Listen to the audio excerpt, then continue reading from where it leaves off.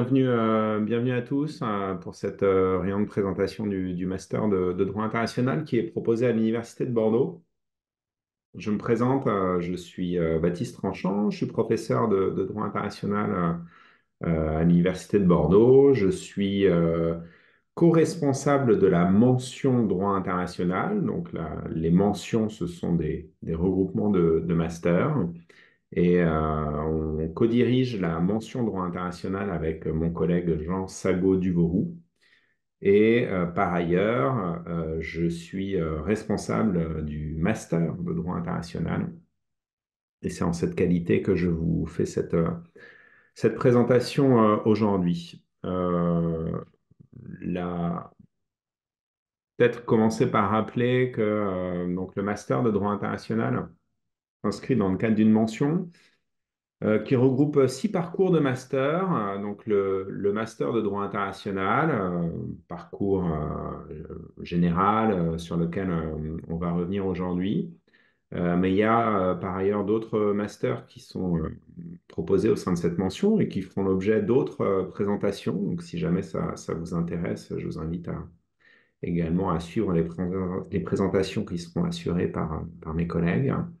Il y a un master spécialisé en droit des transports. Il y a également 2 masters qui sont organisés autour de mobilité internationale au Vietnam, un à Ho Chi Minh et un à Hanoï, un master droit international et comparé des affaires pour Ho Chi Minh, droit de la coopération économique et des affaires internationales en ce qui concerne Hanoï.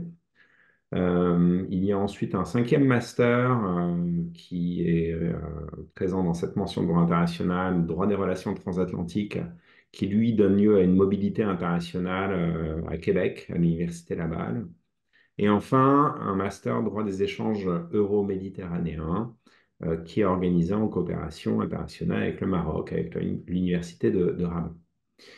Euh, pour aujourd'hui, moi, je vous présente plus spécifiquement le master de droit international qui est tout d'abord une formation qui se caractérise par le fait qu'elle transcende la distinction droit public, droit privé, puisque, il faut le savoir, hein, le master droit international, il entend couvrir aussi bien le champ du droit international privé que le champ du droit international public.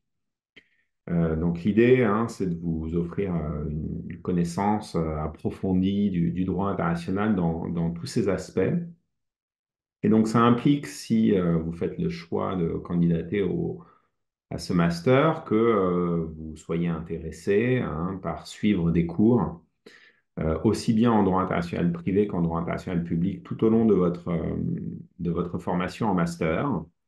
Ça se traduira par le fait qu'en M1, vous aurez des matières fondamentales ATD qui relèveront pour partie du droit international privé et pour partie du droit international public.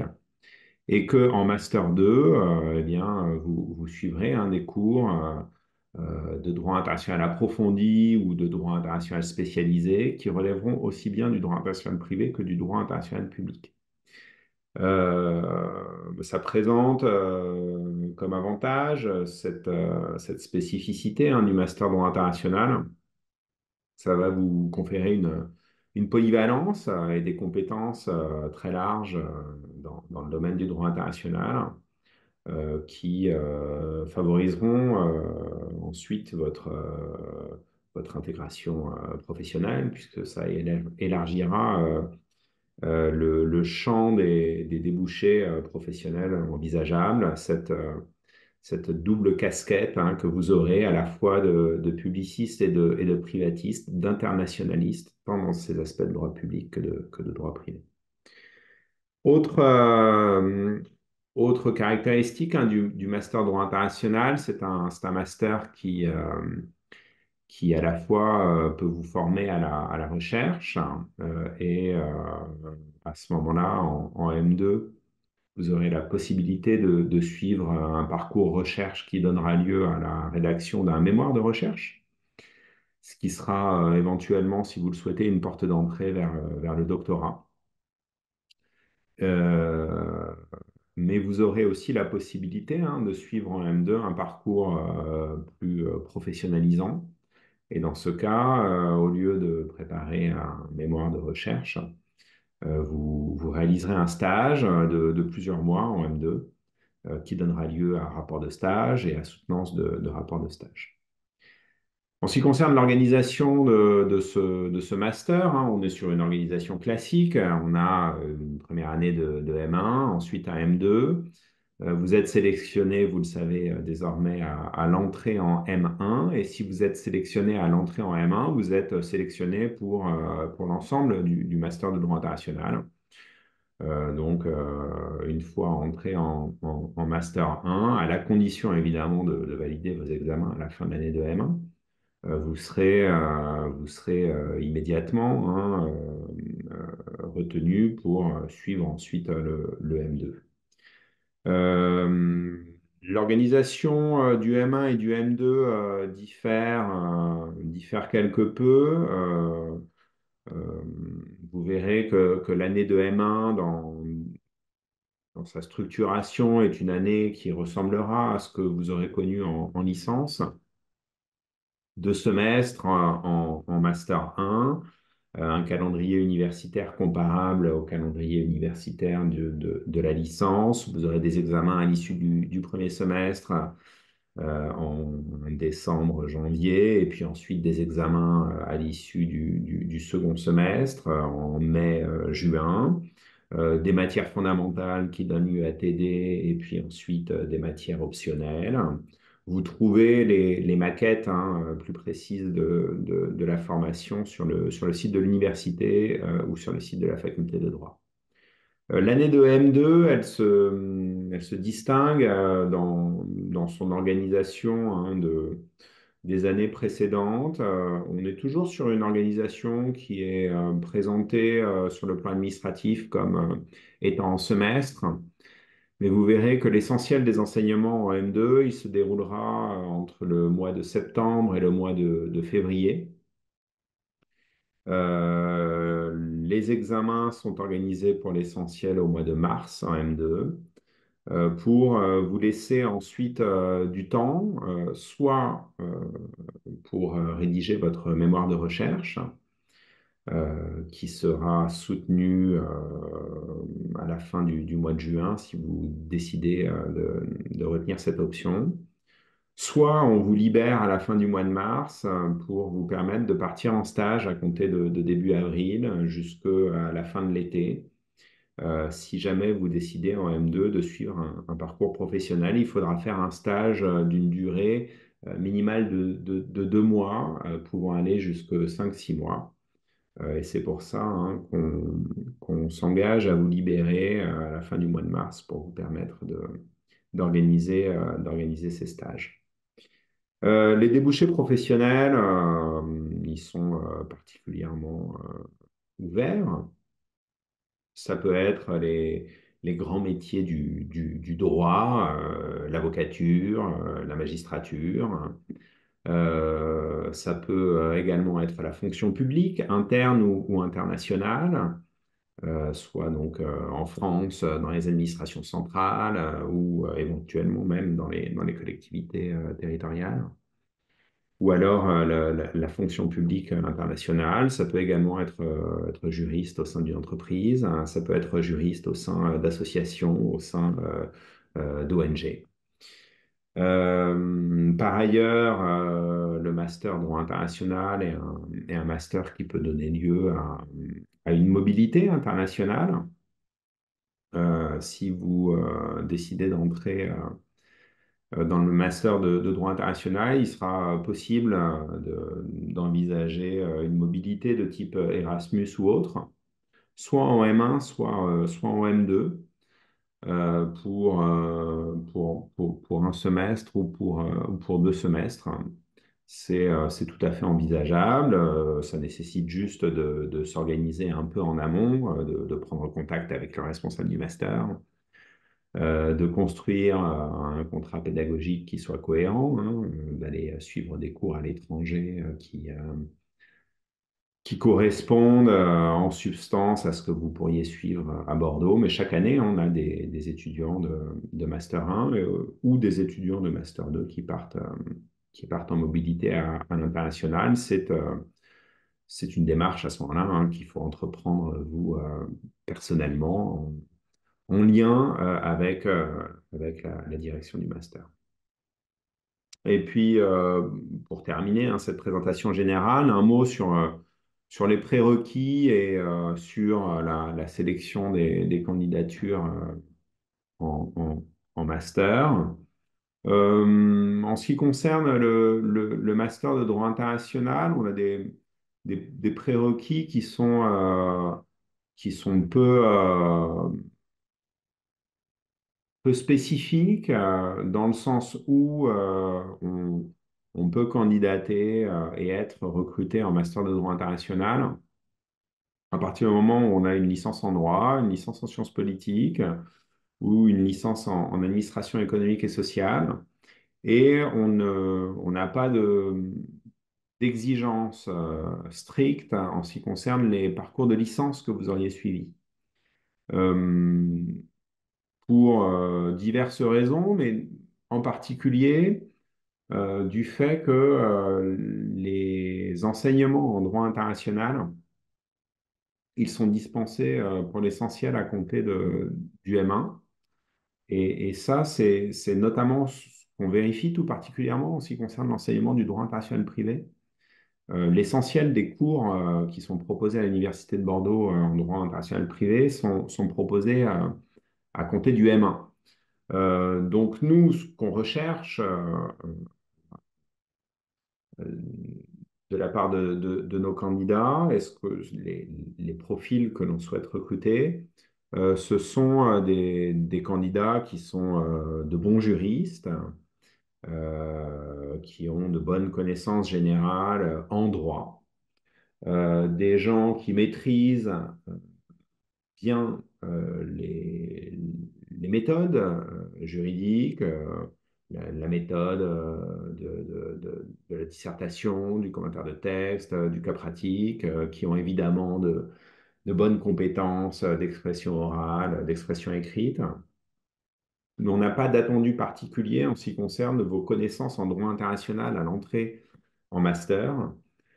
Ces connaissances, on vous les apportera durant toutes vos années de M1 et de M2. Donc, ce qu'on souhaite, nous, hein, c'est que vous soyez de bons juristes de manière générale.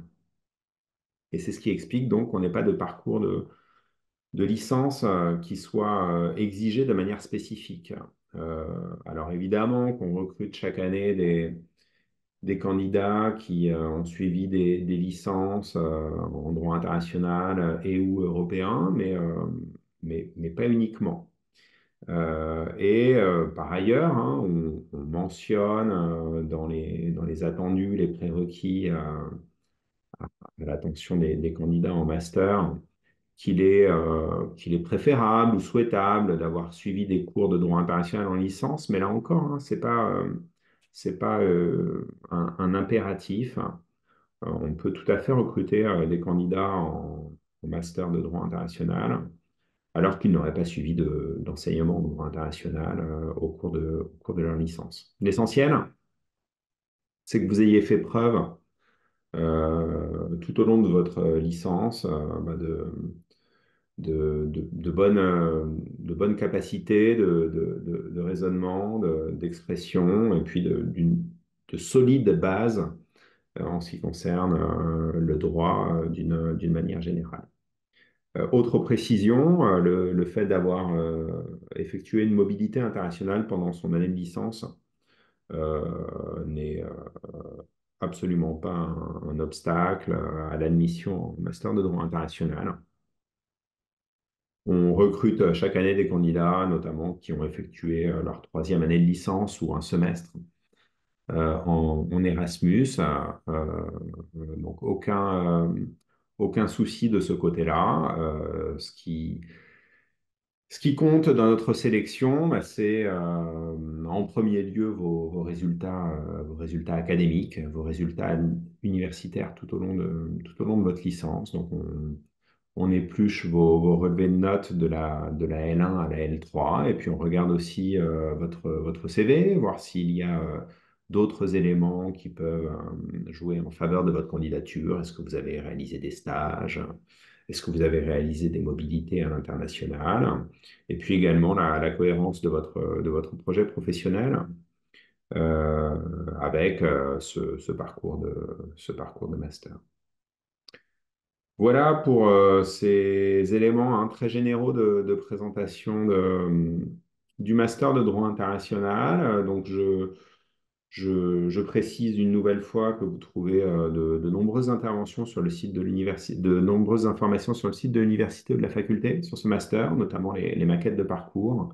Vous avez une vidéo d'une ancienne étudiante également du master qui est en ligne sur le site de l'université. Donc, n'hésitez pas à aller consulter le site de l'université. Et si jamais vous avez des questions, eh bien, je suis tout à fait disposé à y répondre, hein. Il suffit à ce moment-là peut-être que vous vous signaliez, vous pouvez ouvrir votre micro ou lever la main pour prendre la parole hein, ou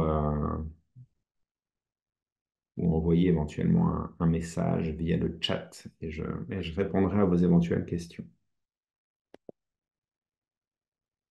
Bonjour monsieur, j'ai une Bonjour. question. Sur mon master, il y a écrit dans les modalités d'examen, dossier et entretien.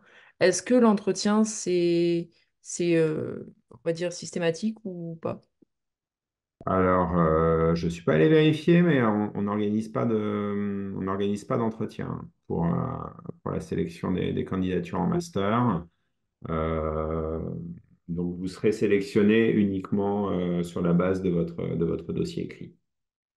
Pour le master droit international, parce qu'il y a d'autres masters qui relèvent de la mention droit international pour lesquels il y a un entretien qui peut être organisé. Je pense notamment au...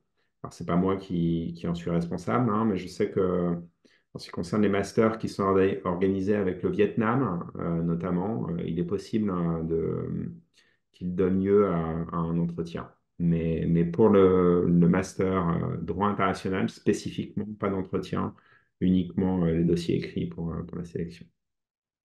D'accord, merci. Il n'y a pas de quoi.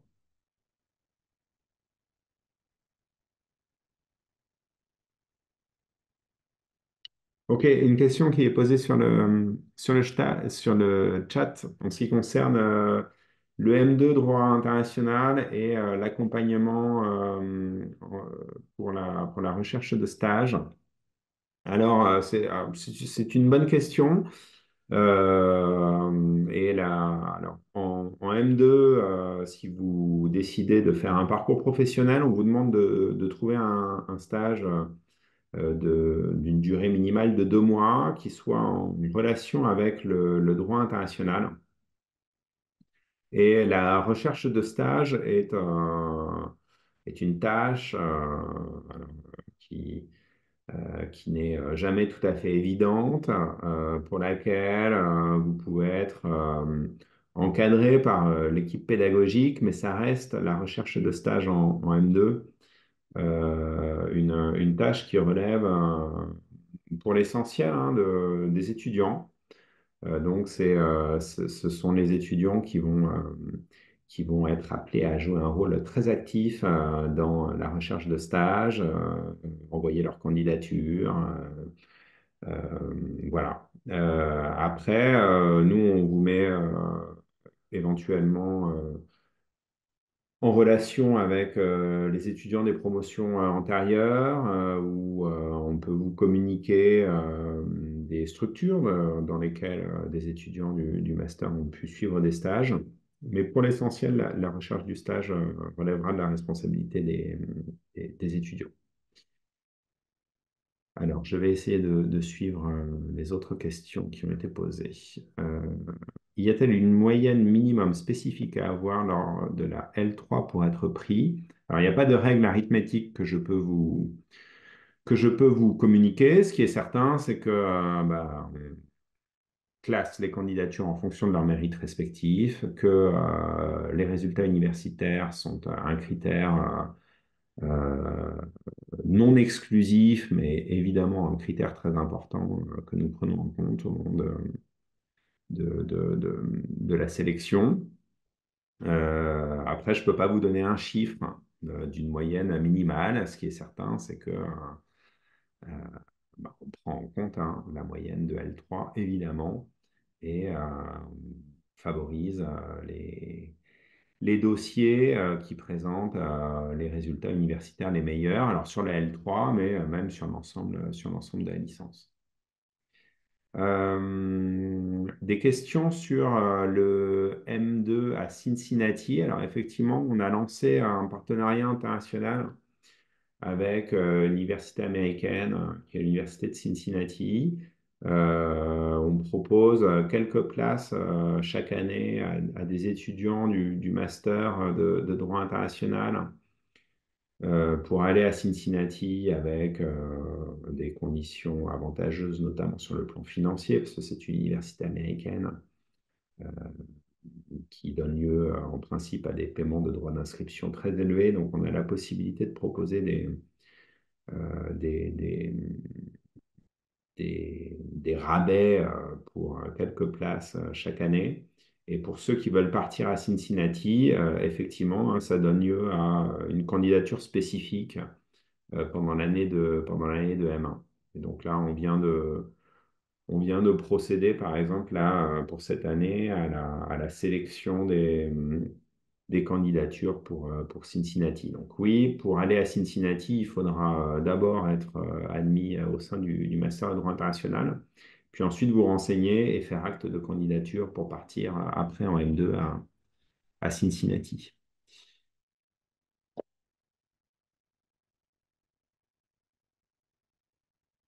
OK. Pour une autre question sur les étudiants qui sont d'ores et déjà dans un M1, la question de savoir si ils peuvent candidater pour entrer directement en M2 ou si ils doivent candidater en M1. Bah, la logique, désormais, suite à la réforme qui a été mise en place de la sélection M1, c'est qu'en principe, lorsqu'on entre dans un master et dans un parcours de master et qu'on y est sélectionné, c'est pour faire une scolarité pour l'ensemble de ce master, donc en M1, M2.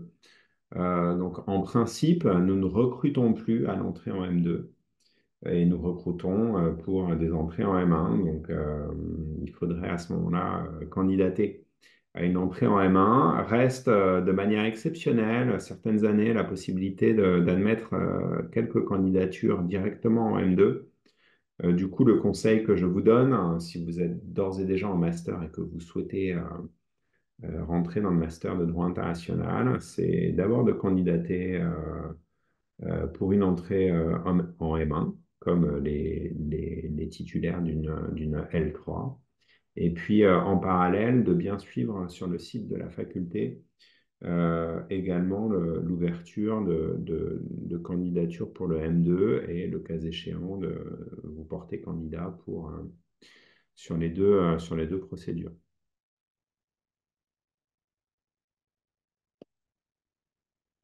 Pour les questions qui sont relatives à la possibilité de partir en mobilité internationale, en master, je vous invite à prendre contact avec le bureau mobilité internationale de la faculté de droit. Donc, pour ceux qui sont d'ores et déjà bordelais, vous allez sur le site de Pessac, dans les locaux de la faculté et des services administratifs de la faculté de droit. Ou alors, vous prenez contact avec le bureau Mobilité internationale. Vous tapez sur votre moteur de recherche préféré Mobilité internationale, Université de Bordeaux droit. Et vous devriez tomber notamment sur les contacts soit de Karine Berthe, soit de Catherine de Los Angeles. Donc, Karine Berthe ou Catherine de Los Angeles. Et elles pourront vous informer sur les destinations qui sont offertes en mobilité internationale. Et faites-le dès à présent, puisque je pense que si vous souhaitez partir en master, il faudra faire les démarches dès à présent Et donc, vous allez être amené à ce moment-là à la fois à candidater à l'entrée en master et en même temps à préparer un éventuel projet de mobilité dans l'hypothèse où vous seriez bien retenu en master. Donc, je pense qu'il faut vous y prendre dès maintenant en prenant contact avec le Bureau Mobilité Internationale. Ok, après des questions sur les notes qu'on prend en compte dans l'examen des candidatures, ben, on a on porte notre regard hein, d'une manière générale sur vos résultats universitaires.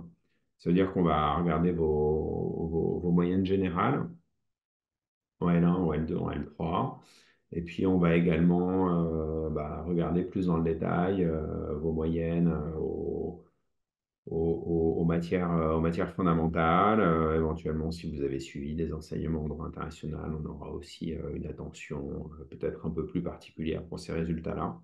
Donc, c'est un examen d'ensemble hein, du dossier que vous remettrez qu'on aura, et notamment sur les notes. Pour savoir, fait le tour des questions qui étaient posées dans le chat de discussion. Si jamais vous avez d'autres questions, vous n'hésitez pas. Ok, j'ai l'impression que sur le chat, c'est bon.